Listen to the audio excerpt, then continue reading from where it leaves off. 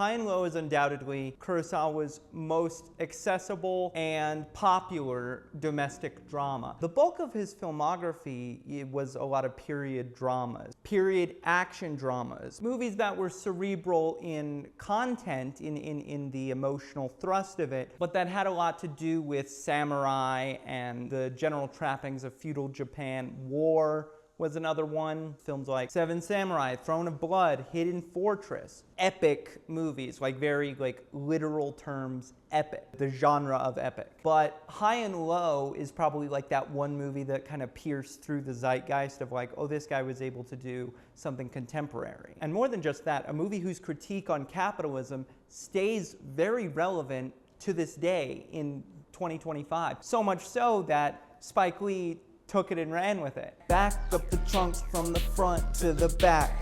Back up the trunks from the front to the back. Back up the trunks from the front to the back. 1963's High and Low concerns the fork in the road for Toshiro Mifune, whether he's going to go through with the leverage buyout of the shoe company that he works for, of which he has staked his entire life savings on which he has staked his whole life savings, or getting that money back and paying the ransom for ostensibly his nephew. I guess if it was son, it was a different story, but because it's his nephew, it's truly a guy whose head has been stuck in the dollar bills for so long that he's lost sight of the picture of humanity, and this is like the development of that, the redevelopment of that. And it's also one of those movies that feels like two movies in one movie, where it's like the first half is very clearly this moral dilemma stuff, and then the second half is all the police procedural of like finding the kid, finding the guy who's done this, the kidnapper, and taking place in these underseen underworlds of Yokohama. And you know, leading that whole second half is Tetsuya Nakade, who just recently passed. He was the doomed warlord in Ron,